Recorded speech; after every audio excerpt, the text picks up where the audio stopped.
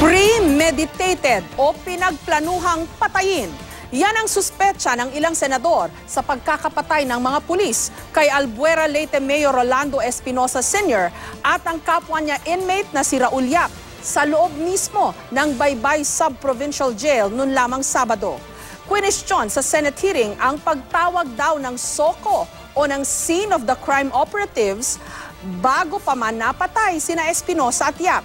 Binusisi rin ang mga litrato ni Espinosa sa crime scene. May report si June Veneracion. Inilatag ng PNP CIDG Region 8 ang pagkakasunod-sunod ng mga pangyayari sa pagsisilbi ng search warrant na nauwi sa pagkakapatay kina Mayor Rolando Espinosa Sr. at isa pang inmate na si Raul Yap.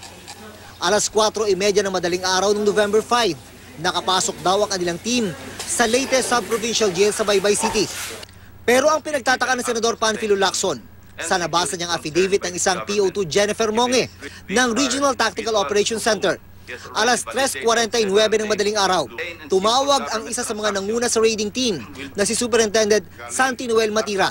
Ang pakiusap daw ni Matira, magpadala na ng SOCO team sa bilangguan. Do you confirm to have made that call to Artok? Yes sir, tumawag po ako sir. Ang nakausap mo yung si PO2 Jennifer Monge. Opo sir. Para kayo tumatawag ng punerarya, wala pang enkwentro. Bakit ganon? May expectation ba na may mamamatay? Dito na mas tumindi ang hinala ng mga senador sa kwento ng mga pulis na nanlaban sina Mayor Espinosa at Yap nang isilbi sa kanila ang search warrant. Bago nagputukan, dalhin nyo na yung SOCO para malinis kagad. Are you aware of your circumstances right now? Alamin mo. Senator Gordon, there's one word to describe this. Premeditated. Correct. Bago pa man naungkat sa investigasyon ng Senado, nagtaka na rin ng liderato ng PNP sa kwento ng CIDG Region 8 nang ipatawag nila ang kanilang Regional Chief, si Superintendent Marvin Marcos. That was one of the clearing item that we have discovered. Yung why was the call to SOCO done prior to the alleged shooting? Hindi naman po kami talaga conscious sa oras. Kung anong oras, para may timer po kami na laging tinatiman po namin. Pati mga litrato ni Espinosa na nasa crime scene, binusisi. Meron kasing litrato na walang baril sa tabi ng napatay na alkalde. May larawan din naman na meron. Makikita niyo po na yung nasa kaliwa, it would seem yan yung official version and the official photo na merong baril. Yung nakabilog po, hindi kasi masyadong clear dyan. Doon naman sa kanan, another photo, and based on these articles, ay nakuha from a police insider, alleged police insider.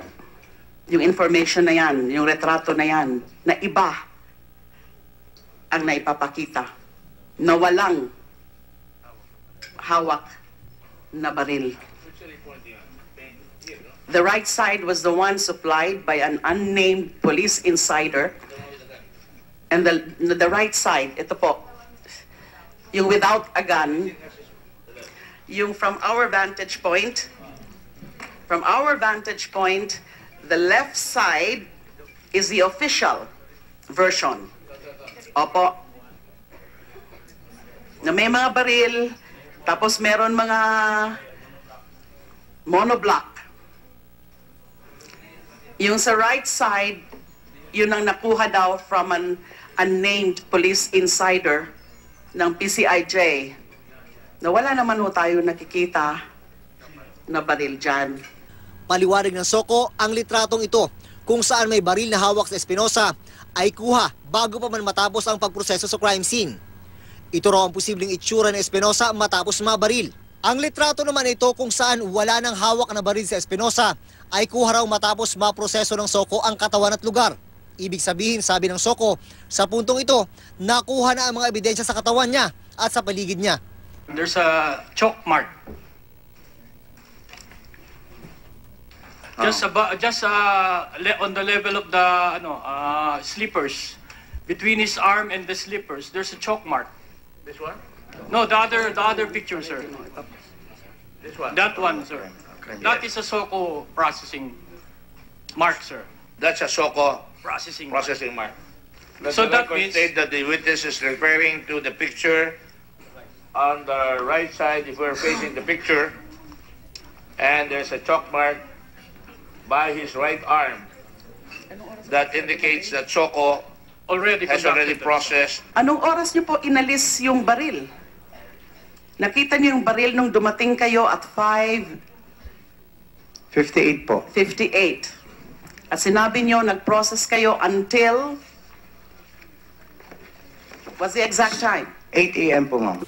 Maging ang mismong search warrant, nakitaan ng butas. Nakalagay kasi sa warrant para kay Yap. Sa cell number 2 ang kanilang hahalugugin. Pero nasa cell number 7 ito. Ang pinagtataka naman ng Senador Laila de Lima, nakasaad na 45 caliber pistol ang subject ng search warrant kay Espinosa. Droga naman kay Yap. Pero hindi ganito ang kinalabasan ng raid. Dito po sa presentation niyo, recovered firearm from the crime scene, and this pertains to Mayor Espinosa, Super .38 Colt.